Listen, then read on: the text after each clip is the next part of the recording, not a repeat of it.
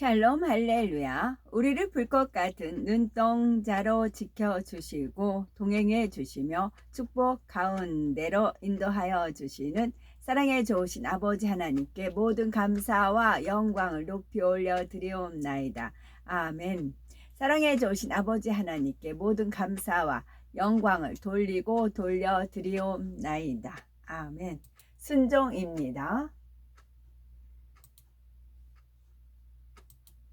히브리서 13장 17절 너희를 인도하는 자들에게 순종하고 복종하라. 그들은 너희 영혼을 위하여 경성하기를 자신들이 청산할 자인 것 같이 하느니라. 그들로 하여금 즐거움으로 이것을 하게 하고 근심으로 하게 하지 말라. 그렇지 않으면 너희에게 유익이 없느니라. 출애굽기 15장 26절 이르시되 너희가 너희 하나님 나 여호와의 말을 들어 순종하고 내가 보기에 의를 행하며 내 계명에 귀를 기울이며 내 모든 규례를 지키면 내가 애굽 사람에게 내린 모든 질병 중 하나도 너희에게 내리지 아니하리니 나는 너희를 치료하는 여호와임이라. 열왕기상 11장 38절 네가 만일 내가 명령한 모든 일에 순종하고 내 길로 행하며 내 눈에 합당한 일을 하며 내 종 다윗이 행함 같이 내 율례와 명령을 지키면 내가 너와 함께 있어 내가 다윗을 위하여 세운 것 같이 너를 위하여 견고한 집을 세우고 이스라엘을 네게 주리라. 에레미야 34장 17절 그러므로 여호와께서 이와 같이 말씀하시니라. 너희가 나에게 순종하지 아니하고 각기 형제와 이웃에게 자유를 선포한 것을 실행하지 아니하였은즉 내가 너희를 대적하여 칼과 전염병과 기근에게 자유를 주리라. 여호와의 말씀이니라. 내가 너희를 세계 여러 나라 가운데에 흩어지게 할 것이며 에레미야 35장 15절 내가 내 종 모든 선지자를 너희에게 보내고 끊임없이 보내며 이르기를 너희는 이제 각기 악한 길에서 돌이켜 행위를 고치고 다른 신을 따라 그를 섬기지 말라. 그리하면 너희는 내가 너희와 너희 선조에게 준 이 땅에 살리라 하여도 너희가 귀를 기울이지 아니하며 내게 순종하지 아니하였느니라. 아멘. 찬송가 15장 하나님 크신 사랑 1절 하나님의 크신 사랑 하늘에서 내리사 우리 맘에 항상 계셔 온전하게 하소서. 하나님의 사랑이 하늘같이 그렇게 커요. 그 큰 사랑을 우리 마음 밭에 담아요. 근데 내 마음 그릇만큼 담아요. 내 마음 그릇이 종쟁이면 그 정도만 받고 내 마음이 뭐 밥그릇 아니면 다라같이 큰 거 아니면 곰솥도 있죠. 그런 마음이 되면 영은 이게 팽창이 되거든요. 하나님 말씀으로 채워지고 마음에 할례를 하면 그럼 그만큼 하나님의 사랑을 받는 겁니다. 내 마음을 얼마큼 할례해서 진리로 채웠느냐에 따라서 하나님 사랑을 받습니다. 30초, 60초, 100초. 우리 주는 자비하사 사랑 무한하시니 사랑이 무한하신 하나님이에요. 두려워서 떠는 자를 구원하여 주소서. 2절 걱정 근심 많은 자를 성령 감화하시며 복과 은혜 사랑받아 평안하게 하소서. 처음과 끝이 되신 주님 항상 인도하셔서 마귀 유혹 받는 것을 속히 끊게 하소서. 3절 전능하신 아버지의 주의 능력 주시고 우리 마음에 임하셔서 떠나가지 마소서. 주께 영광 항상 돌려 천사처럼 섬기며 주의 사랑 영원토록 찬송하게 하소서. 4절 우리들이 거듭나서 흠이 없게 하시고 주의 크신 구원받아 온전하게 하소서. 영광에서 영광으로 천국까지 이르러 크신 사랑 감격하여 경배하게 하소서. 아멘.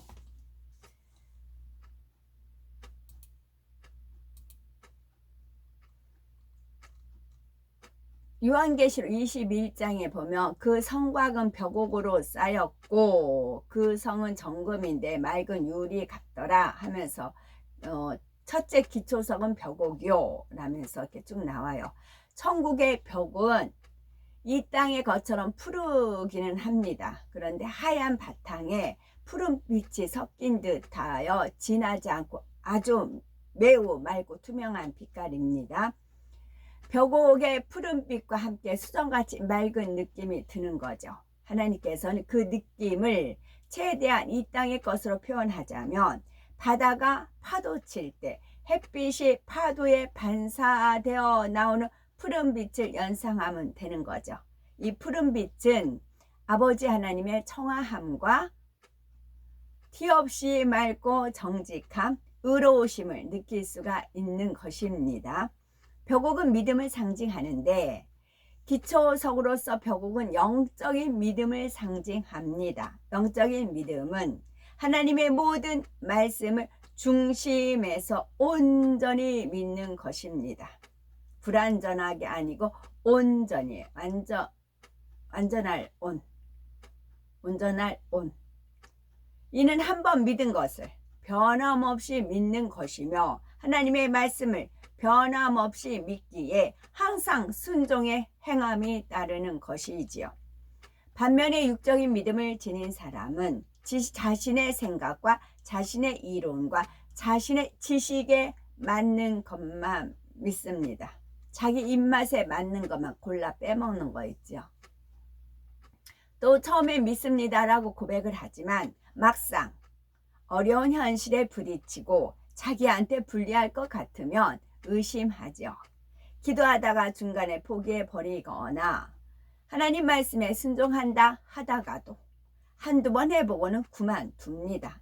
이것은 영적인 믿음이 아닙니다. 어제 이제 집회에 갔었는데 그 배경 화면이 바다가 이렇게 있는 거였어요.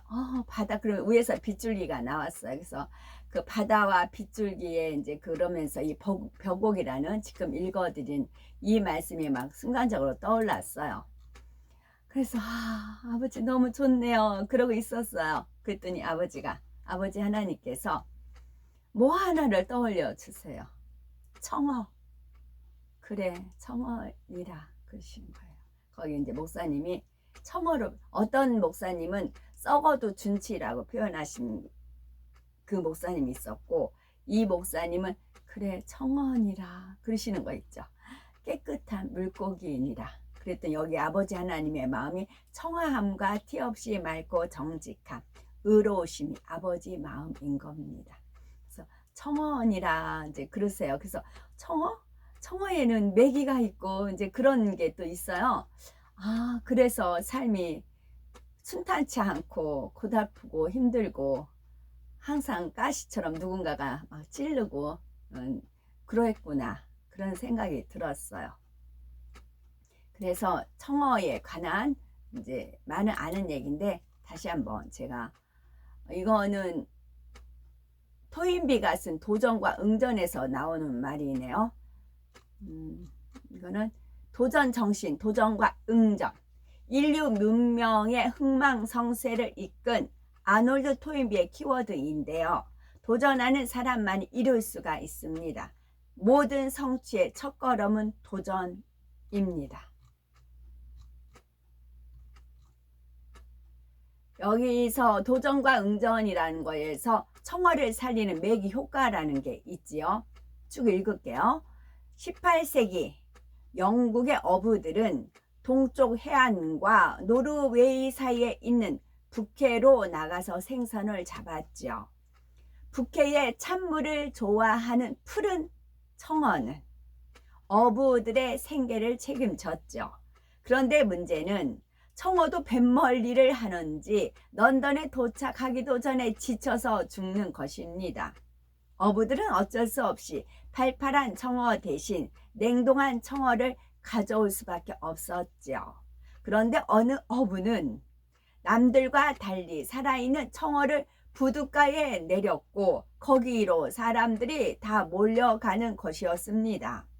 그 어부는 청어를 높은 가격에 팔고 있었지요. 그런 일이 반복되자 어부들은 그를 유심히 살펴보았지만 특별한 것은 없는 것 같았습니다. 어부들은 그의 환심을 사기 위해서 노력했고 무슨 비결이 있는지 물어보았습니다. 수조에 메기를 몇 마리 잡아서 넣었죠. 그러는 겁니다. 메기는 청어의 천적인데 도대체 메기한테 청어를 잡아 먹으라고 준답니까? 어부들은 웅성거렸지만 그 어부는 빙그레 웃을 뿐이었지요. 그런데 어부들이 갓 잡은 청어 무리에 메기를 넣어주자 메기는 청어 사이를 휘젓고 다녔습니다. 긴 여정이 끝나고 배가 도착하자 어부들은 깜짝 놀랐습니다. 청어들이 죽지 않고 살아있는 것입니다. 그동안 수조에 갇혀서 힘없이 돌아다니던 청어는 천적인 메기가 등장하게 되면 살아남으려고 혼신의 힘을 다해서 도망치게 되는데 그렇게 함으로써 어선이 항구에 도착해도 청어는 싱싱하게 살아있을 수가 있었던 것입니다. 뭐든지 다 천적이 있어요. 우리 천적은 원수마귀 사단, 루시퍼, 죄와 악인 것입니다. 그래서 어제 청어라는 그런 말을 떠올려 주셨고요. 또 이제 토끼와 거북이를 떠올려 주셨어요. 자, 토끼와 거북이가 똑같이 경주를 했어요. 근데 거북이는 고개를 막 축혀 세워서 이리저리 이렇게 몸도 그러니까 앞만 보고 꾸준히 그냥 걸어가는 겁니다. 앞만 보고 이만큼 나왔어, 이만큼 가고 해서 꾸준히 걸어갔습니다. 토끼는 깡충깡충 신나게 뛰어갔죠. 그러니까 저만치 보니까 거북이가 자기를 못 쫓아올 것 같아요. 그러니까 어떻게 해요? 한숨 자지요. 영적으로 쉰다고요. 영적으로 깨어 있어서 한 걸음 한 걸음 나가야 되는데 영적으로 딱 쉬어버린다고요. 그래서 거북이가 우승한다고요. 그래서 영적으로 쉬면 안 된다는 말이고, 그와 동시에 조삼모사가 떠올려 주셨습니다. 조삼모사는 자기의 이익을 위해서 교활한 꾀를 써서 남을 속이고 놀리는 것을 이르는 말입니다. 그와는 반대로 거북이같이 느리지만 천천히 꾸준히 하나님 말씀대로 살아가다 보면 하나님께서 청어다라는 그런 이제 은혜를 주실 수가 있는 것입니다. 그리고 5784년 이란 말씀을 유튜브에서도 많이 하시더라고요. 근데 그 의미를 모르겠어요. 딱 떨어진 숫자도 아니고 저는 모르겠더라고요. 그랬더니 어제 예배 도중에 5784를 다 더해봐라 이제 그러시더라고요. 그래서 열심히 이제 계산해 봤더니 24가 나와요. 그러면 24는 우리가 하루가 24시간이에요. 또 24장로가 있고 24금 18금 14금 있지요. 24금 그리고 또 2와 4를 더하면 6이에요. 6은 6일간의 천지창조 7일째 안식하셨고 6천년 인간 경작 그것이 있습니다. 그럼 그 이듬해는 5785겠지요. 그럼 더하면 뭐예요? 25예요. 25는 25시라는 게 또 책자도 있었고 25시가 있어요. 25시.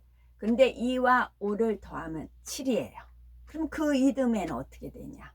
5, 7, 8, 4, 5, 6이 되겠죠. 그러면 더하면 26이에요. 2와 6을 더하면 8이에요. 8은 또 새로운 시작이라 그렇게 되어 있지요. 저한테 알려주신 것이 있는데 다시 그래서 5784를 유튜브에 많이 나와요. 저게 뭐지? 의미를 모르겠어요. 그랬더니 아주 쉽게 더해보래요. 그랬더니 그리고 이제 태초에 하나님이 천지를 창조하시니라 그 숫자도 막 많아요. 숫자가. 근데 하나님 그거를 다 더하기로 푸세요.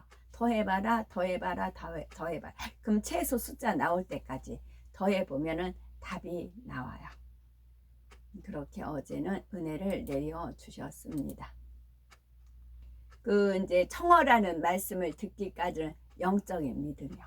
그리고 이제 하나님 나라는 성경 말씀은 믿음으로 되는 거래요.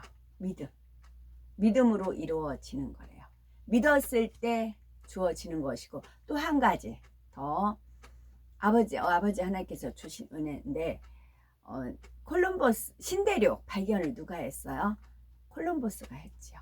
신대륙 발견은 콜럼버스가 했어요. 그러면은 성령의 비라든가 하나님한테 나온 그 미원이라는 말씀을 우리나라 국내 최초로 아마 최초일 거예요. 하신 분의 그 목사님이었죠. 그 이제 미원 미풍 그걸 동시에 떠올려 주신 겁니다. 예배 도중에 준비기도 하는데 또 주변에 이제 화면이 나왔죠. 불도 나오고 빛도 나오고 그랬어요. 그랬을 때 하나님께서 쏟아지는 은혜를 마음껏 부어 주셔서 저도 은혜를 흠뻑 받았죠. 배불리게 빵빵하게 받았습니다. 아멘. 감사드리옵니다. 아멘. 오늘도 저희들을 서서히 여유 있게 두영 동승 신학으로 청청히 금과 옥저로 이끌어 주셔서 고맙고 감사드리옵나이다. 예수 그리스도의 이름으로 명하노니 원수마귀 사단아 물러가라 물러가라. 하늘 공중 권세 잡은 악의 영들과 그의 사자들아 예수 그리스도의 이름으로 명하노니 물러가라 물러가라.